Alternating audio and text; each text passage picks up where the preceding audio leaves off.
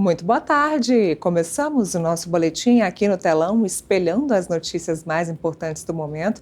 A gente abre repercutindo Donald Trump, repercutindo os Estados Unidos, que nesta semana decidiram dificultar ainda mais a entrada de estudantes internacionais no país, estudantes estrangeiros no país, e também Donald Trump, que acabou então divulgando por meio do secretário de Estado Marco Rubio sanções e dificuldades também na entrada de servidores, funcionários de outros países que poderiam estar dificultando a vida de americanos no que tange censura nas redes sociais. Vamos aqui para o telão então, para vocês entenderem isso.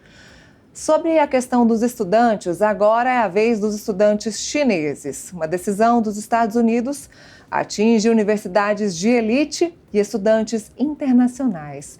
A administração avalia ampliar checagem de redes sociais. Então, o último ponto dessa viagem de estudantes internacionais para os Estados Unidos, para ingressarem nessas universidades, é a entrevista.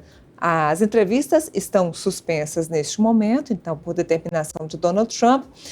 Ontem havia, então, esse anúncio de dificultar a entrada de estudantes estrangeiros, mas agora dificulta a entrada de estudantes chineses. Então, está mais dificultada a entrada de estudantes chineses. Produção, o meu tablet não está espelhando, então vou pedir para vocês irem mudando aqui as matérias conforme a gente for falando. Tem matéria sobre a China. A China condena a decisão dos Estados Unidos de revogar visto de estudantes. Então, o governo chinês, depois de uma batalha e uma briga, uma treta no quesito tributário, agora vem essa batalha aí no quesito estudantes.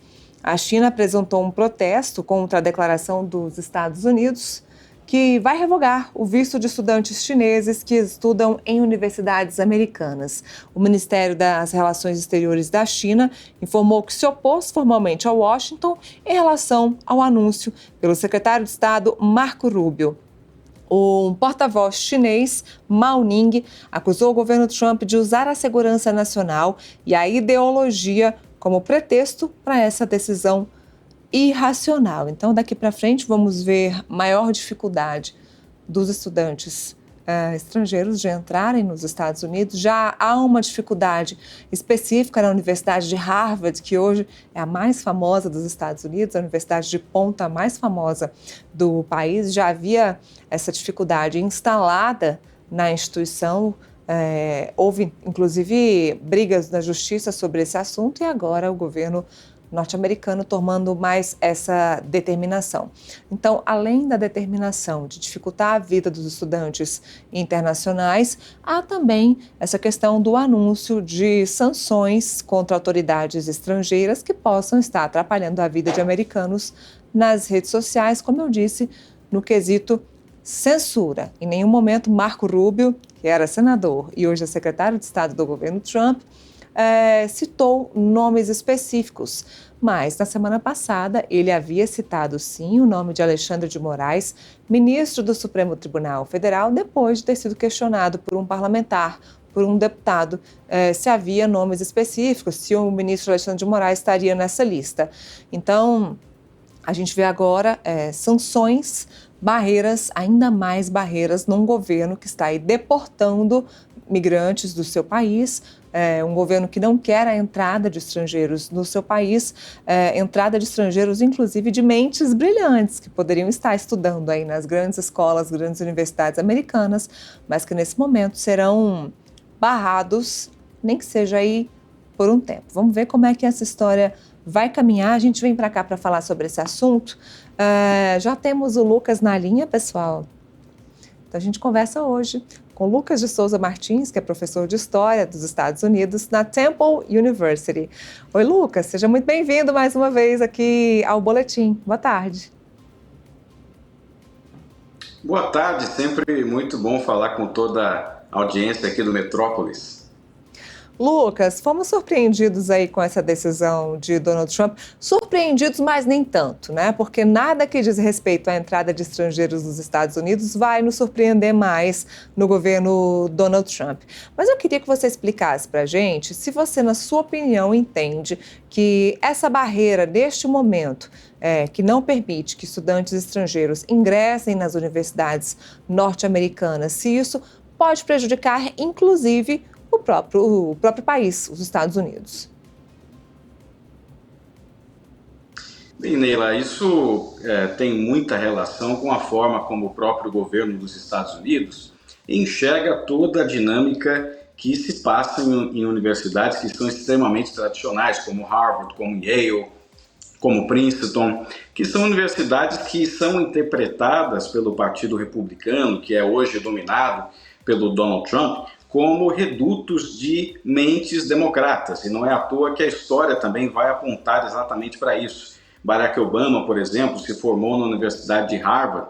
O próprio ex-presidente Biden era professor da Universidade da Pensilvânia, também uma universidade que faz parte deste grupo seleto de universidades que nós chamamos de Ivy Leagues. E é por isso que existe um embate ideológico da parte do presidente Trump para exatamente combater aquilo que é interpretado como um reduto de lideranças democratas e também críticos à forma de se administrar, à forma de se exercer o governo através da administração Donald Trump. E por isso que Harvard, uma vez que é considerada, né, a principal de todas as Ivy Leagues e tão notória internacionalmente, acaba sendo também alvo dessas questões. E com relação aos estudantes estrangeiros, existe essa condução agora da parte do secretário de Estado Marco Rubio da suspensão de vistos, mas o que se espera é que isso não demore a voltar ao normal, pelo menos a expectativa é essa, na medida em que as universidades dependem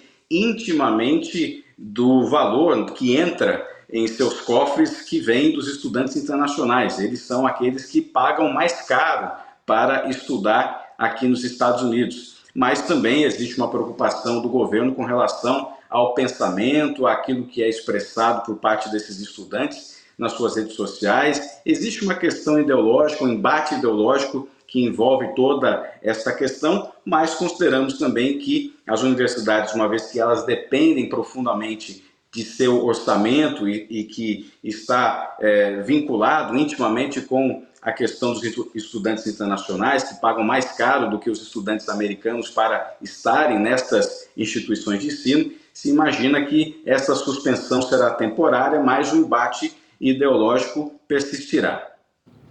Lucas, a gente pode dizer então que existe um receio do governo Donald Trump que esses estudantes que venham de fora possam causar uma espécie de alvoroço ou de ou de criar certos problemas ideológicos nos Estados Unidos?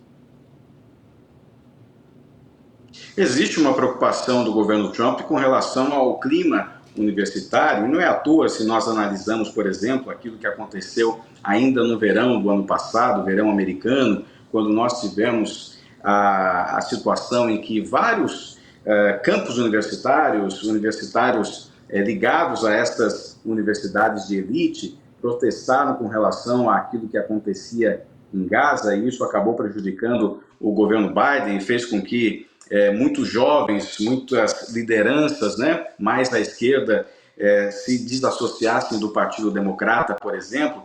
Há uma interpretação, há uma visão por parte do governo Trump de que estas universidades representam um local em que há um ambiente hostil ao governo. E é por isso que as universidades acabam aparecendo como uma referência, né, neste embate ideológico entre o governo dos Estados Unidos, o governo de Donald Trump, e neste momento os estudantes estrangeiros, estudantes internacionais, algumas lideranças, inclusive, desses protestos que foram feitos com relação ao que acontece em Gaza, eram estudantes internacionais, por isso que o governo ele se articula, o governo Trump se articula exatamente para investigar o que pensam e de que maneira esses estudantes se articulam politicamente nos Estados Unidos. Agora, aproveitando que você está aí incluído na questão educacional nos Estados Unidos, qual é a opinião das pessoas por aí sobre a entrada ou a restrição da entrada dos estudantes estrangeiros nas universidades? Veja só, a leitura tem muita relação também com a forma como os Estados Unidos se relacionam hoje com outros países. A própria restrição agora aos estudantes chineses, a revogação dos vistos já concedidos a estudantes chineses, tem uma relação direta com a questão do relacionamento de Washington com Pequim, por exemplo. O maior adversário, digamos assim, não só do ponto de vista econômico, mas também do ponto de vista de segurança nacional para os Estados Unidos, é a China.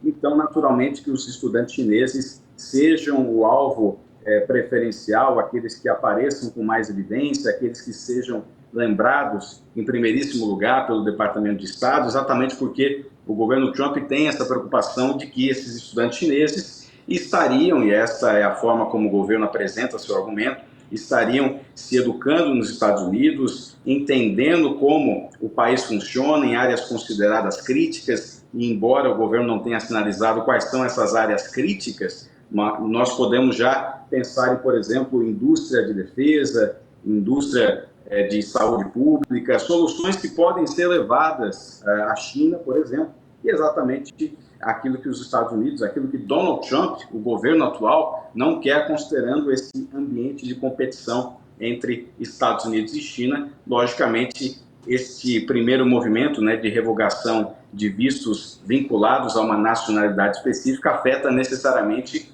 os chineses. Nós temos também contingentes de outras nacionalidades presentes aqui, como, por exemplo, aqueles que vêm de países árabes, são fundamentais no orçamento de universidades americanas. Não se espera, por exemplo, qualquer restrição a este grupo estudantil, por exemplo, da Arábia Saudita. Donald Trump esteve na região recentemente, teve ótimas reuniões do ponto de vista diplomático, no sentido de aproximação entre os Estados Unidos e aquela região. Ou seja, o que há hoje é um embate direto a nações que são consideradas adversárias do governo Trump, adversárias dos Estados Unidos.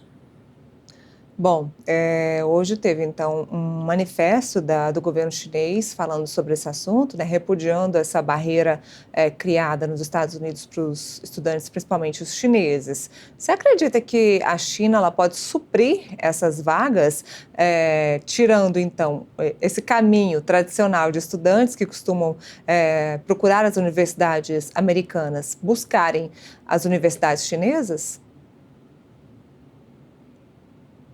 Bem, o que existe agora, de fato, é um novo movimento, uma nova tendência de que pesquisadores busquem alternativas, especialmente pesquisadores que não são americanos, nascidos aqui, ou que possuem residência ou nacionalidade americana, de buscar o que nós chamamos de mercados alternativos para continuar as suas pesquisas e os seus trabalhos. E, nesse momento, quem aparece com bastante evidência é não somente a Europa, mas também outros mercados alternativos, como, por exemplo, o próprio Catar, o próprio Egito, são nações que se estruturaram na medida em que criaram universidades, inclusive, em que se fala somente inglês, ou também instituíram universidades que são filiais, por exemplo, de universidades tradicionais americanas. Hoje, por exemplo, nós temos no Catar a Georgetown University, uma filial da Georgetown, que é originalmente uma universidade localizada em Washington. Temos em Abu Dhabi, por exemplo, uma filial da New York University, uma tradicional universidade ali situada no coração de Manhattan. A China, logicamente, também se posiciona com estruturação de universidades em que o inglês é a língua mais falada, tendo em vista ainda a dificuldade global ainda de acessão. Então, a China também se prepara nesse sentido. Há um movimento que faz com que pesquisadores considerem o que nós chamamos de mercados alternativos, e por isso que este movimento vai se intensificar, e a China também faz parte deste movimento também de atrair mais pesquisadores nesse sentido. Agora, o que a gente pode dizer? Quais os motivos que hoje os Estados Unidos atraem tanto essas mentes brilhantes que querem estudar aí nessas universidades tão famosas como Harvard e Yale, que você acabou citando? Bem, a primeira questão é a qualidade do ensino. Logicamente, quando nós pensamos nas melhores universidades do mundo, aquelas que publicam mais artigos científicos, aquelas que produzem mais prêmios Nobel, por exemplo, são exatamente as universidades americanas. E são elas também que possuem recursos financeiros mais abundantes para a condução de pesquisas, que possuem também um engajamento maior do mundo privado e até então do governo federal também, incentivando e colocando fundos para que estudantes, pesquisadores vivessem as suas experiências e conduzissem as suas pesquisas. E na medida que o governo sai de cena, ele deixa de participar desta articulação, logicamente que os Estados Unidos passam a representar um país com menos recursos para a pesquisa e, logicamente, os melhores pesquisadores vão considerar outros mercados que ofereçam possibilidades de desenvolvimento de pesquisas. A lógica hoje que existe aqui nos Estados Unidos com Donald Trump é exatamente que, ao invés de priorizar o espaço, por exemplo, a estudantes ou pesquisadores internacionais, deve-se priorizar, por exemplo, o desenvolvimento de uma estrutura científica mais vinculada ao interesse americano, que favoreça cientistas americanos, e isso necessariamente acaba por mudar completamente, né, revolucionar, digamos assim, uma trajetória muito consolidada que existia até então de atração de mentes do exterior que agora passam a considerar outras opções que não estão necessariamente nos Estados Unidos. Interessante, né? Me parece que o próprio Donald Trump vem abrindo os mercados no mundo, mercados diversos, agora mercados de mentes brilhantes diversos ao redor do mundo, deixando os Estados Unidos. Lucas, muito obrigada, viu? Obrigada mais uma vez pela sua participação, pela sua análise aqui com a gente. Obrigado, Neila. Boa tarde a você. E a gente volta aqui para o Brasil.